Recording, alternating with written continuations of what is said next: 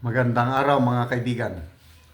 Pag-usapan natin ngayon ang mga reaksyon ng iba't ibang netizens sa ginawang pag-contempt ng House of Representatives kay Attorney Zulyeca Lopez, yung Chief of Staff ng Office of the Vice President. Then, tingnan din natin ano yung posibleng response ni VP Sara dito sa pagka-cite in contempt ng kanyang Chief of Staff.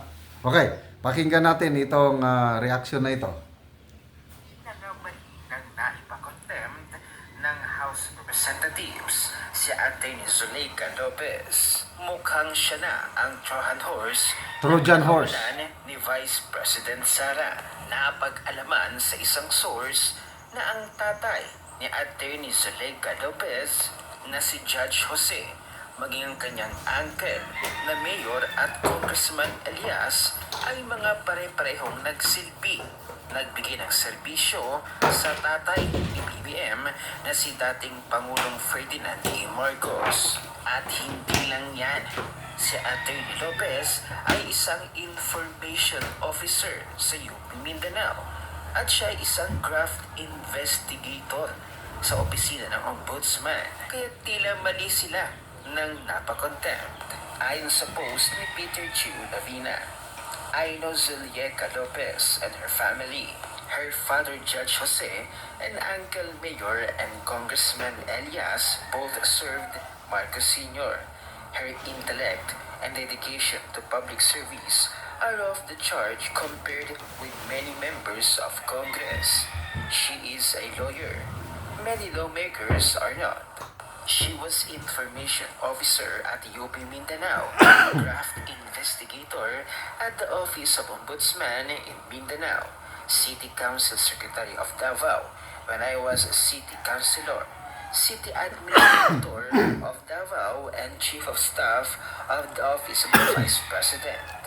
In the way she is being treated by Congress only reinforces our belief that the lowest house is nothing more than a torture chamber persecuting its invited persons and civil servants like her. What a shame. Opinion naman ni Atty. Trixie Cruz Angeles.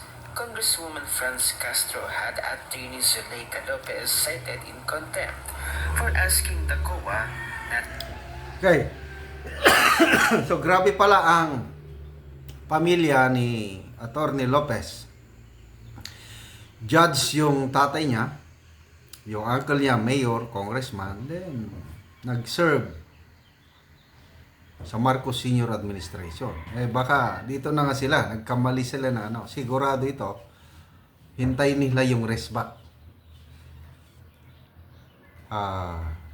Yung sinasabing Trojan horse, nako, baka dito na magsimula ang pag-iyak ng Quadcom o yung mga kongresista. So, pakinggan natin yung comment ni Atty. Trixie Angeles.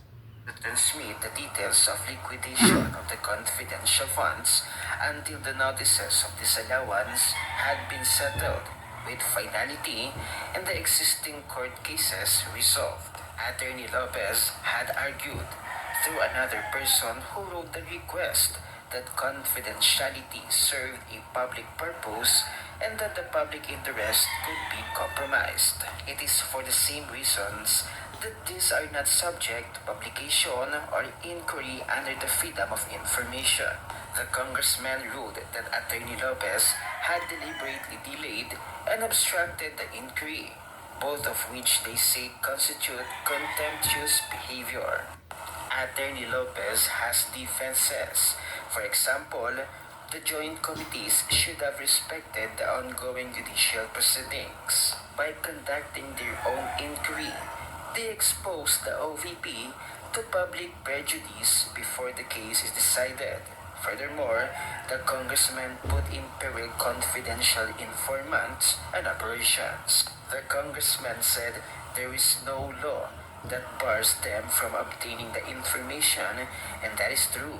However, They make no mention of the dangers both to the specific informants and operations of the OVP, but they are also silent on investigating other similarly situated agencies.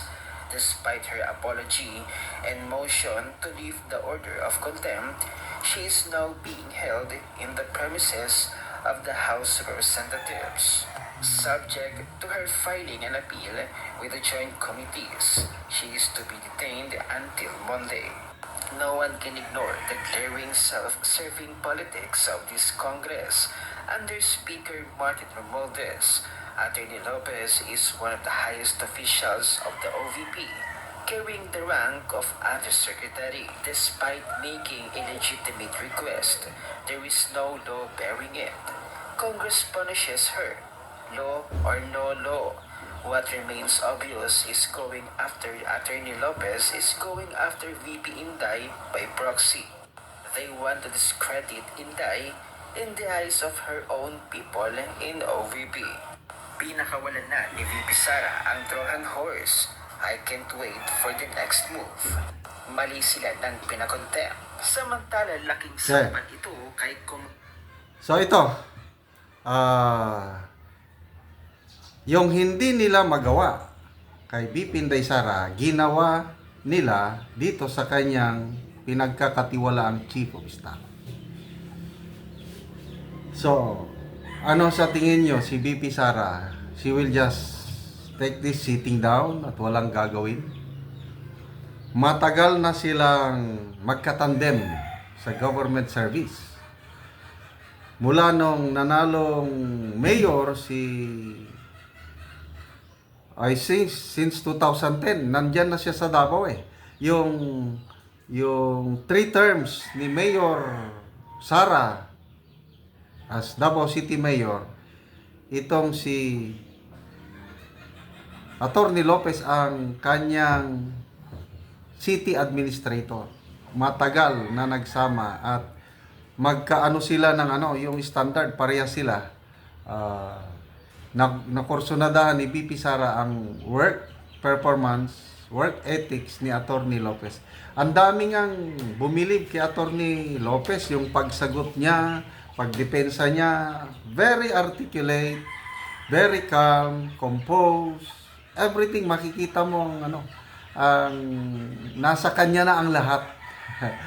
Matatawa nga ako da kay EB Hugalbot, isang DDS influencer, vlogger.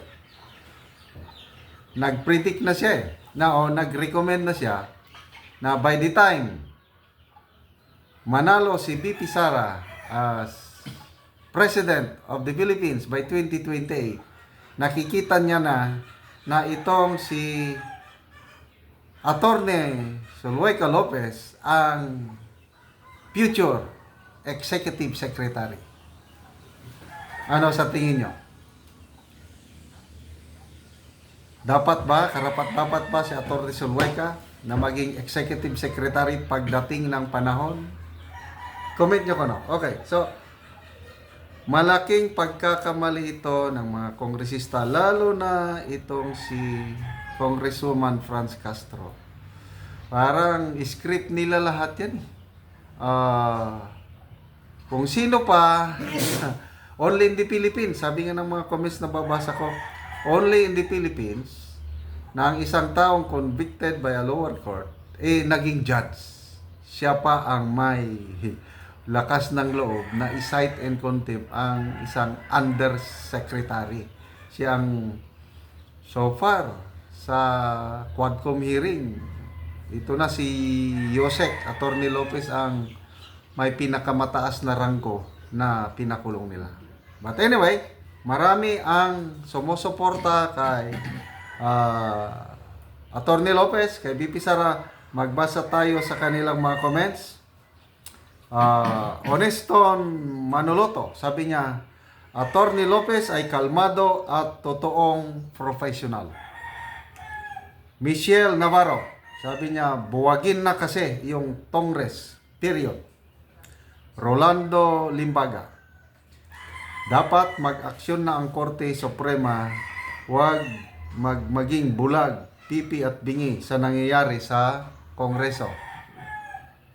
Dante Perez, convicted, yan si Castro, pero sumusweldo at namamayagpag pa rin. Bakit hindi sinuspende? Sirang-sira na ang imahe ng Kongreso. Kalaspian Playtime, dapat sampulan yang Tuadcom. Sunday Believer, sabi niya, laban mo para sa bayan, Attorney Lopez. Go, Ma'am Sara, Solid Duterte, Bicolano ako, nakasuporta sa inyo. Marley Steel, sabi niya, grabe na talaga kakapalan ni Franz Castro at Tuadcom, umaabuso na. Anyway, may panahon ang lahat. In everything, there's a season. Hintayin nila yung rest back o yung karma. Darating at kung ano ang iyong itinanim, yan din ang aanihin mo. So, watch out, mga congressmen. Lalo na si Honorable Congresswoman Castro. Kung ano yung ginawa mo ngayon, ano ang itinanim mo, aanihin mo balang araw.